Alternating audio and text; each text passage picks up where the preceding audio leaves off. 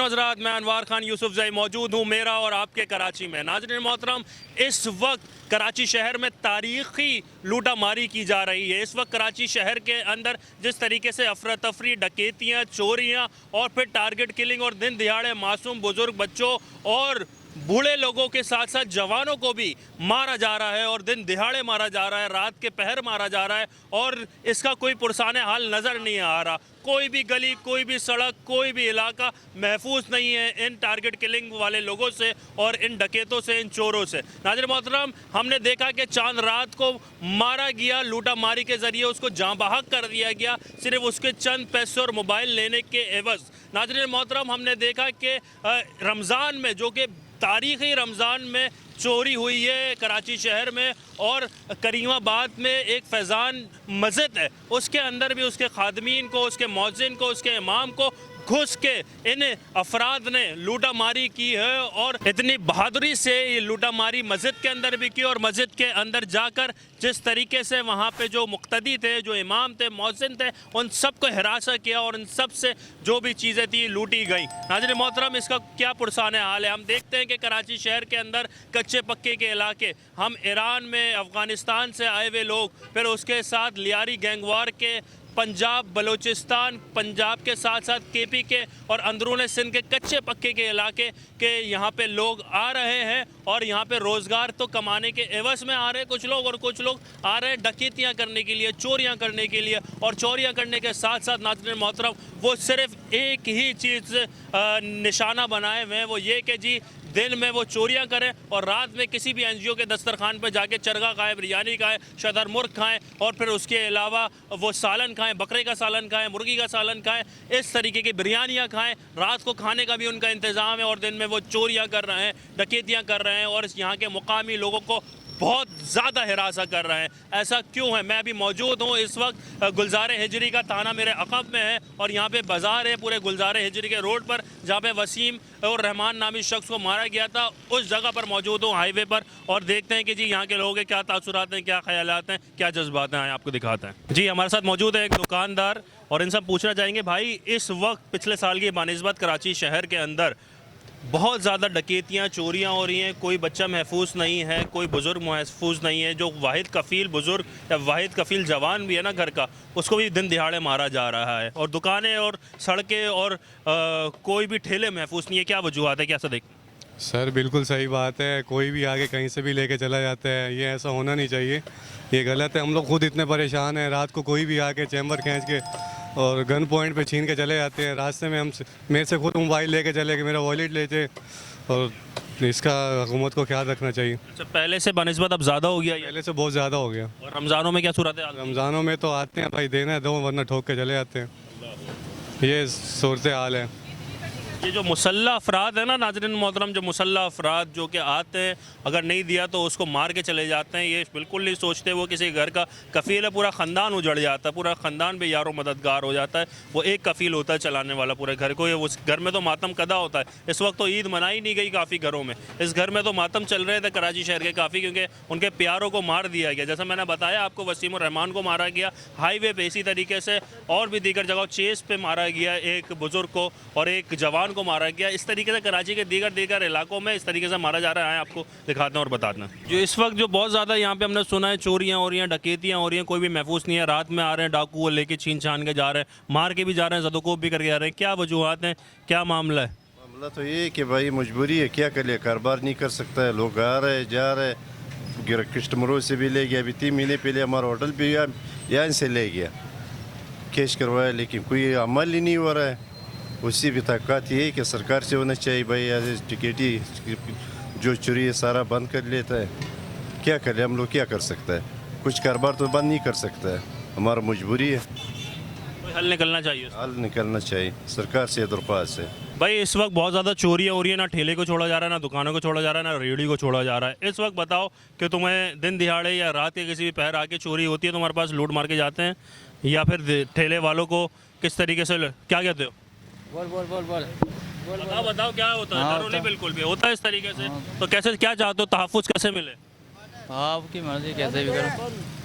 ये चोरी चकारियाँ जो हो रही हैं बंद हो बंद हो गए। और अगर दो नहीं उनको पैसों तो मार के चले जाते हैं। हाँ मार के चले जाते। पैसे नहीं देते तो मार के चले जाते हैं, डकैती भी होती है। ये कितनी दफ़ा हो चुका तुम्हारे साथ? वो एक बंदे के साथ एक दफ़ा हो चुका है, फिर भी वो चक्कर लगाते हैं, बंदे नहीं मिलते हैं। तो क्या कहना चाहोगे? बस बंद करो, ये कहना चाहते हैं। ये चोरी डकैतियाँ बंद हो? हाँ, दुनिया में रहने का मौका नहीं दो इसको, ख़त्म करो बस। इस वक्त हमने सुना है कि गुलजार हिजरी इस अतराफ़ में हाईवे पे चांद रात को भी गोला मार दिया गया था डकैतों के हाथ। फिर उसके अलावा यहाँ पे खुलेआम चोरियाँ, फिर जिस तरीके से कस्टमर आ रहे हैं इस तरीके से वही मुसल्लह अफराद भी आते हैं यहाँ पे, चोरी करते हैं, उसके बाद चले जाते हैं, या फिर अगर कोई सामान नहीं दिया जाए तो मार के चले जाते हैं। ऐसे क्या सूरत है, क्या मामला है? मसला है, काम करना बहुत मुश्किल हो गया है यहाँ पे। अभी बंदा खुद घबरा के काम कर रहा होता है कि पेमेंट भी नहीं रख सकते, माल भी नहीं रख सकते, कोई काम तरीके से नहीं हो पाता यहाँ। पुलिस वाले थाना करीब में है, फिर भी जो है ना हर किसी को काम करने में मुश्किल है। यहीं चोरी हो रही है, यहीं डकैती हुई थी कुछ दिनों पहले, अभी एक आंटी की टांग में भी फायर मार दिए थे। बहुत बड़ा पॉइंट है कि थाना करीब में गुलजार हिजरी यहाँ पे, फिर उसके बावजूद भी यहाँ पे महफूज नहीं है। इधर दुकानदार कह रहा है ना माल रखेंगे ना पैसा रखेंगे यहाँ पे, इसलिए क्योंकि कभी भी कुछ भी यहाँ से लूटा जा सकता है इस वजह से। अच्छा, इसकी हिफाजत के लिए कोई कंप्लेन दर्ज करवाते हैं आप लोग? क्या आपने हिकमत अमली तैयार की है? कंप्लेन दर्ज करवाने का कोई फ़ायदा नहीं है ना, आपको भी पता है कि अंदर ही कई लोग मिले हुए होते हैं, पुलिस वाले ही आपको पता है मिले हुए होते हैं ज़्यादातर। ऐसी भी रिपोर्ट आ रही है कि पुलिस वाले दिन में काम कर रहे हैं और रात में चोरियाँ कर रहे हैं।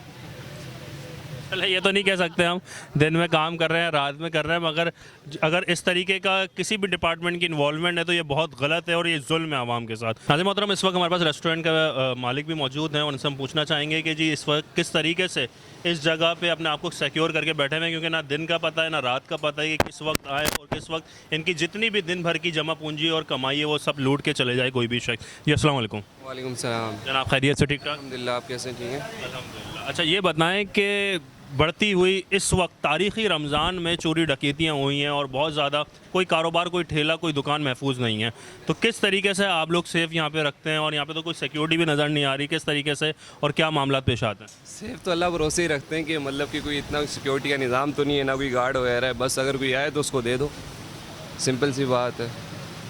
उसके अलावा तो अल्लाह के अलावा कोई असर कितनी दफ़ा ऐसी हुई है कि चोरियाँ हो जाती हैं आप लोगों के पास? सर अक्सर हो जाता है, अक्सर औकात हो जाता है। रमज़ान में भी जैसे कई दफ़ा हुआ है, यहाँ पे सामने आमने सामने खुलेआम होती है। इसमें कोई कराची है भाई, यहाँ पे इस तरीके से कस्टमर आ रहे हैं आपसे सामान लेने के लिए, इस तरीके से वो अफराद भी आते हैं लूट मार के लिए? बिल्कुल बिल्कुल ऐसा ही है। जिस तरह कोई कस्टमर नॉर्मल आता है वैसे वो भी आते हैं, डकैती कर जाते हैं। तो इसका इतना रूटीन में चल रहा है? रूटीन में ही चल रहा है, समझ कि आप हुकूमत के लिए क्या पैगाम है, क्या रिक्वेस्ट है?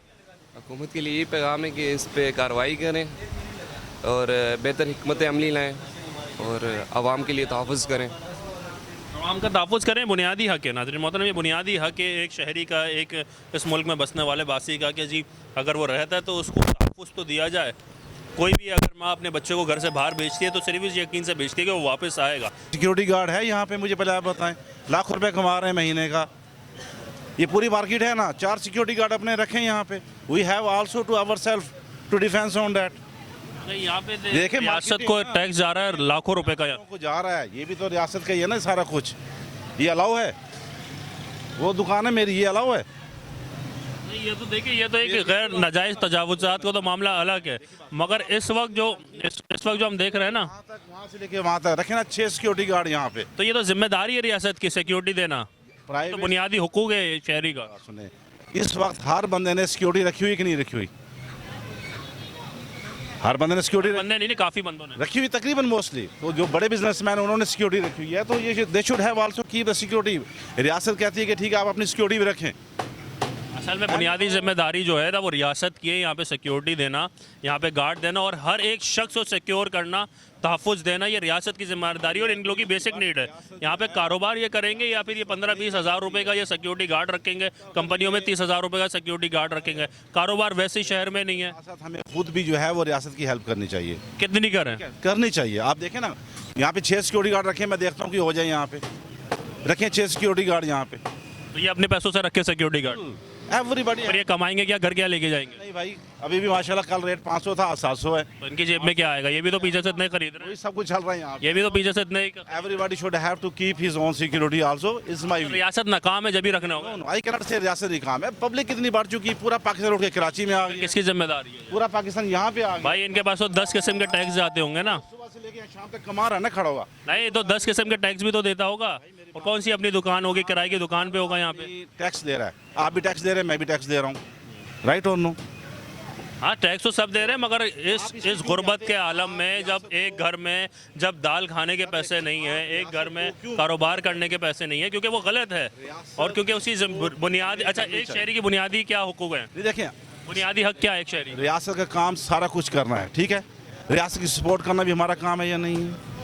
बिल्कुल कर रहे हैं हम। कर्ज उतारो मुल्क सवारों पे कर रहा है, चंदा दो डैम बनाओ पे कर रहा है, कह रहा है कि कर्जा दो फिर सड़क बनाओ उस पे भी कर रहा है। हम सबका देखिए, हम सबका विजन तो यही ना कि everybody should be secure and safety, come from the home from the safety and go back. अब आप ये कहें कि इस बंदे ने अपने पास असला रखना होगा, इसने लाइसेंस बनवाना होगा, अपने पास असला रखना होगा, इसने अपने पास असला रखना होगा, इसने अपने पास असला, उस बच्चे ने भी अपने पास असला रखना होगा, क्योंकि शहर में कहीं भी किसी को मार दिया जाएगा इस वजह से ना। ऐसी बात नहीं कह सकते हैं आप कि हर बंदा असला रखे, आप उसका नाजायज़ इस्तेमाल लाइसेंस के साथ। लाइसेंस तो वो तो रियासत का काम है कि इस सूरत को भी देखे, लेकिन इसका बेहतरीन हाल ये है कि जैसे बड़ी बड़ी मार्केटें आपने नहीं रखे हुए सिक्योरिटी गार्ड, आप लकी मॉल में चले जाएँ, सिक्योरिटी नहीं है, इज दिस सिक्योरिटी नो? यहाँ मुझे बताएं कौन सी सिक्योरिटी? ये तो मार्केट ही नहीं है ना, ऑर्गेनाइज्ड ही नहीं है। शाम को इसको चेक करें यहाँ से कितना रेवेन्यू है। Any how, thank you very much. I suggest कि ऑन डैट के everybody should have a share with the रियासत, कि उसकी भी हेल्प करें आप, और बंदों को रियासत को भी ये चाहिए हेल्प कर तो रहे हैं टैक्स देके। वक्त जिस तरीके से कराची शहर में और बिलखुसूस कोई दुकान, कोई ठेला और कोई भी रेस्टोरेंट महफूज नहीं है, कोई शख्स महफूज नहीं है, कभी भी किसी भी वक्त चोरी हो सकती है, किसी भी वक्त डकैती हो सकती है। जिस तरह कस्टमर आ रहा है उस तरह मुसल्लह अफराद भी आते हैं, उनको वो मांगते हैं, अगर उनको नहीं दो तो वो मार के चले जाते हैं। क्या मामला पेश आते हैं, किस तरीके से देखते हैं और कितना नुकसान उठाते हैं? भाई यहाँ पर हम लोग तो कारोबार करने कम और जहाद करने ज़्यादा निकल रहे हैं, क्योंकि घर वालों को तो बस आखिरी दफ़ा ऐसे सोच के निकलते हैं, क्योंकि बाहर के हालात तो आपके सामने ही हैं कि मतलब 2-4 हज़ार रुपये पे भी जो है ना वो बंदे की तो कदर व कीमत रही नहीं है, बकरी गायें बकरियों की तरह काट रहे हैं, बल्कि उनको भी इज़्ज़त और एहतराम के साथ कटते हैं वो भी। यहाँ तो जो है ना ये बस लावारिस शहर हुआ हुआ है, कोई पुरसाने हाल है नहीं हम लोगों का, कोई पूछने वाला नहीं है। सिक्योरिटी जो है वो बस इल्ला माशाल्लाह है, ना जान की फ़िक्र करें, कारोबार की करें, कारोबारी हालात वैसे ही आजकल डाउन है, उसके बाद ऊपर से जो है ना ये जो हालात आप लोगों के सबके सामने, हम लोग तो बस परेशान हो गए। दुआ गोएंगे अल्लाह ताला हुक्मरानों को भी जो है ना वो जल्द से जल्द दे दे, ताकि उन लोगों को आवाम का ख्याल आ जाए, कम से कम हम कारोबार जल्द से जल्द क्या दे दे, हिदायत दे दे, कोई ख्याल दे दे कि लोगों का, गरीब लोगों का ख्याल आ जाए, जो हम लोग कारोबार कर रहे हैं, कम से कम सकून पुरफ़िज़ा माहौल में, पुरसकून माहौल में कारोबार कर सकें, जहनी सुकून आ जाए हम लोगों को। बिल्कुल जहनी सुकून आ जाए। कितने अरसे से ये आपकी सेटअप है यहाँ? ये तकरीबन 4 साल से है। 4 साल से। और कितनी दफ़ा आप इस चीज़ के शिकार हो चुके हैं? यहाँ तो आए दिन के मामला हैं, कभी यहाँ कभी थोड़ा आगे पीछे।